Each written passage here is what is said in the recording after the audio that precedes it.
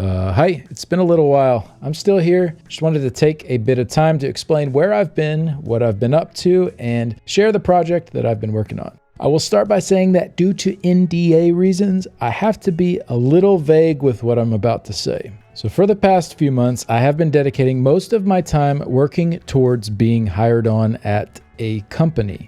Started with a lot of work to make sure I was prepared going in, followed by an application, followed by an interview, followed by more interviews, like 6 hours of interviews, followed by a lot of waiting and more waiting, and ultimately I was not chosen for the position. To be blunt, maybe I shouldn't care so much, but I felt really hurt at the end of this. I felt like I really gave it my all and spent a big chunk of my life focused on something that ultimately didn't work out. It was something I was confident in my qualifications for. I knew I could make a big difference at this company and for their customers, but unfortunately, a hard lesson in life to learn is that other people will never be able to see your full worth quite the same way that you can. But that's just the way that it goes sometimes. Things don't always work out the way that we plan, and I've found that there are often better plans right around the corner that we just haven't caught a glimpse of yet. It's funny too, I really like what I do with YouTube and Twitch and the freedom that comes with that, and this was one of the few job opportunities that I would even consider eating into that time. But now that I'm past that, I will return to focusing on streaming and posting more videos. As far as ESO goes, I'm not quitting, but I will be taking this time to branch out a bit and explore other areas that I'm interested in. I don't know exactly what that looks like just yet, but I do really want to make sure that my heart is in whatever it is I'm doing. So that's part one of this video. I wanted to share with y'all a bit of the journey that I've been on. For part two, I want to talk about the really big project I was working on for the past several months. Essentially, it is a giant rework and rebalancing of itemization and other combat systems in the Elder Scrolls Online. These are just ideas for the game, and I'm not really sure the best way to share these, but I guess I'll just lay out a summary here in this video. So what are the main goals with this project? Number one is to clean up the current presentation and arrangement of stats on our gear so that it's easier to understand for both new players and veteran players. Not only can the stats be very confusing for a new player, but even many veteran players I talk to that have played the game for years still don't understand exactly what they're looking at. So for example, doing away with the weapon and spell damage combo and just turning that into one stat doesn't make sense anymore to have both of these with your power now being hybridized. So there's just extra confusion here that isn't good for the game. I changed the reference here to just spell damage only, but really that could be a brand new name for the stat too. I'm just calling it spell damage for now. So also include putting numbers on the stats that are a little less arbitrary and either easier to process mentally or more tied into the underlying stat and what that represents. So let me give some examples. 120 spell damage and recovery instead of 129 for the stat lines, as that number is just easier for our brains to work with than displaying critical chance as a percent. So 3% critical chance here instead of the really confusing 657 critical chance, then 1200 flat for the health, magicka, and stamina lines, and so on. The idea here is just to make the overall presentation easier to digest and understand.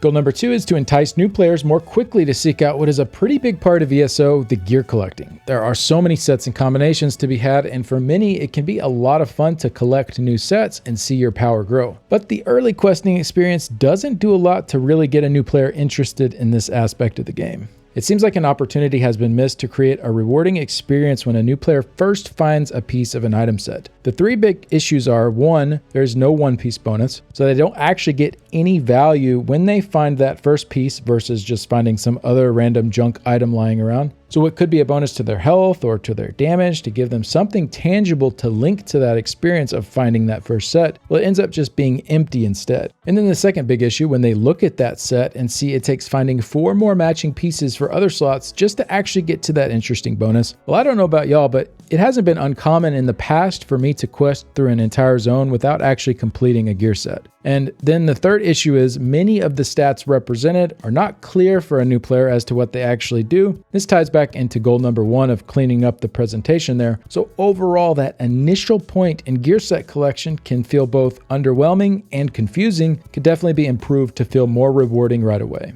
I think the trainee set actually does a really great job of this. The first piece you find, you immediately get a bonus to your health, and who doesn't like more health, especially as a newer player? So there's that immediate reward tied to that collection, and then you see it only takes 2 more items to unlock everything that the set has to offer. So not only is it more immediately rewarding to the player, but the idea of collecting the whole set is more inviting. The big problem here with trainee is that in today's game, many players aren't starting in the tutorial zones and could be roaming around the other zones that don't have this same sort of layout for their gear sets. So with all of that in mind, I'd propose the following change.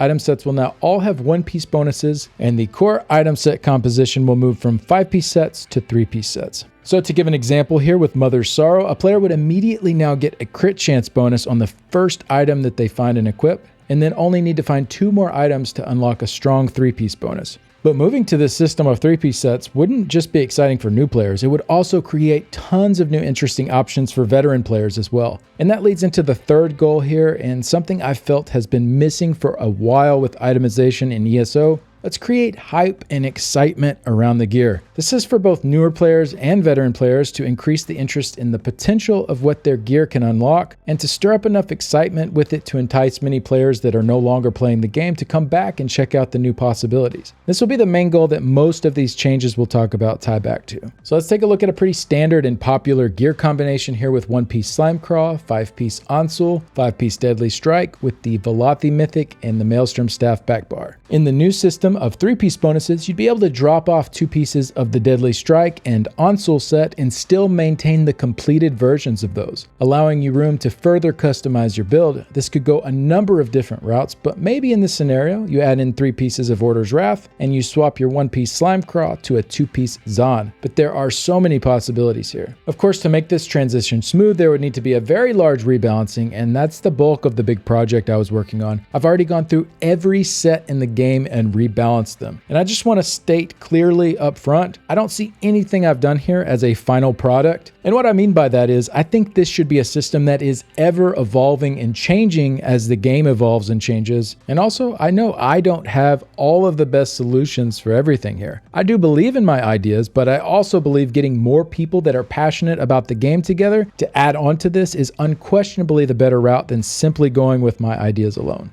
So let's go through a few key areas I wanted to tackle with the rebalancing. A big part of it is taking sets that deal thematic proc damage. Some examples of this would be Pillar of Nirn, Unfathomable Darkness, or Venomous Smite, and bringing these types of sets more in line with each other so that the choice becomes more about simply picking your favorite theme instead of being pigeonholed into just a few top performing options of which you might not enjoy the theme. I think opening this up would be a big win for players. A lot of this balancing would be achievable by using the Battle Spirit tag, as most of the imbalance issues between the sets are due to PvE versus PvP concerns. And then also taking some popular PvP options and adding interesting dynamics for smaller groups, such as with Powerful Assault here. While Battle Spirit is active, this amount is doubled if 4 or fewer players are affected by Powerful Assault. And as I mentioned, I've already gone through every set in the game now and rebalanced them with these sorts of ideas in mind. I'll give a few more examples here. I really wanted to give some life to the elemental focus sets like Ysgrimmor's Birthright. So this has been reworked to go all in on the frost damage with each of the 3 lines of set bonuses, adding crit chance and spell damage to your frost damage abilities. In other similar sets like Netch's Touch, Silks of the Sun, War Maiden, these would be reworked in the same way. And here are a couple of really underused trial sets. On Locustes, I've added Minor Slayer for the rest of the group whenever you activate a synergy on top of the Major Slayer that you would normally get. So probably still be a niche set, but would allow for the other damage dealers in the group to run set combinations that don't include Minor Slayer sets for certain fights in the game. Then Galenway is one of the worst sets in the game currently. No one is using this to buff their group with Empower. Having that swapped over to Major Prophecy for the crit chance buff could give it some interesting uses to allow damage dealers to potentially run different skills or potions to not need to worry about this buff. For the sake of time in this video, I'll just leave it at these few examples for now, but let's go ahead and move on to the Mythics.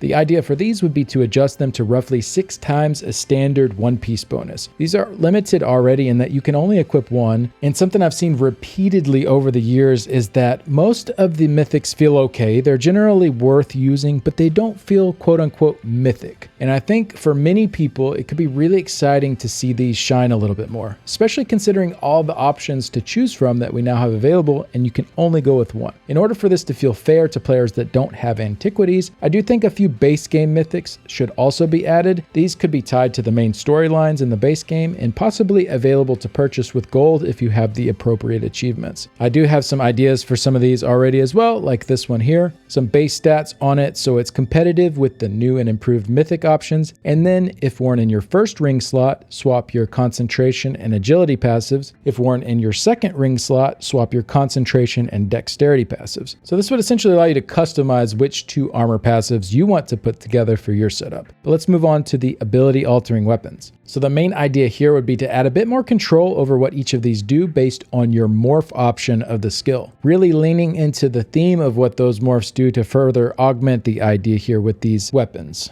For example, with the popular Maelstrom Staff, in addition to the current function it has, the Unstable Wall of Elements morph now explodes twice, once at the end and once 5 seconds into the duration. And Elemental Blockade now lasts for 20 seconds, and its base chance to apply status effects is increased from 1% to 5%. And I really try to stick with the core of what the sets already do, while leaning into what each of the morphs are generally more used for. All right, let's talk about the crafted sets now. Most of these I did move to 3-piece sets now, but I thought it'd be really fun to have these kind of defy the norm a bit and offer various arrangements from 2, 3, 4, 5, 6, and 12-piece sets. So here are a few examples of some options here requiring various numbers of total set pieces to unlock all of their bonuses.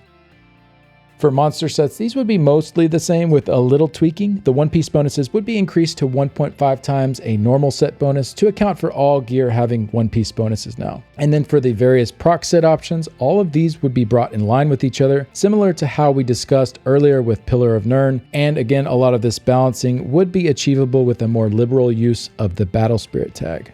For class sets, what I'm proposing here might have to be a new form of itemization completely. I'm not sure how difficult it'd be to go back and change existing class sets to this format, but what I'm envisioning is something I'm calling class augments. And instead of being a typical item set that is just limited to a single class like it is now, these would instead be various one-piece bonuses that augment different skills within a certain skill line. So let's take the Sorcerer, for example, with the Monolith of Storm set. This would still offer the current bonus that it gives as a 2-piece weapon set, but the other gear pieces would be delegated to various skills within the Storm Calling skill line. So for example, with the Amulet or Chest piece, if you wore one of those pieces, Surge would now last for 60 seconds and additionally grant Major Prophecy, increasing your critical rating by 12%.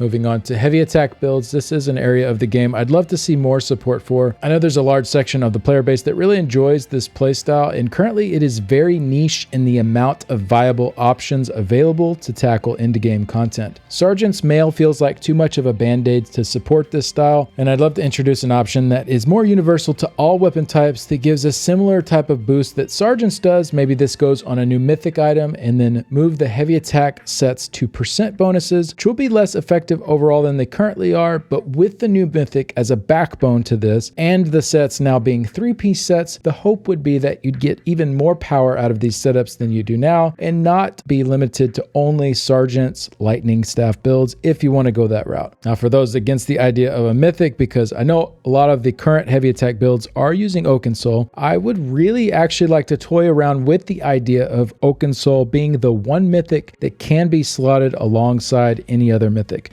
This would really open up a lot more options for those 1-bar build enjoyers. Obviously, this would have to be adjusted so that the results don't surpass 2-bar setups, but Oaken Soul is pretty much the only mythic that actually reduces your overall power when you account for the missing 6 skill slots and the back bar weapon and enchantment lost. So I think it'd be fair to allow it to be run alongside another mythic.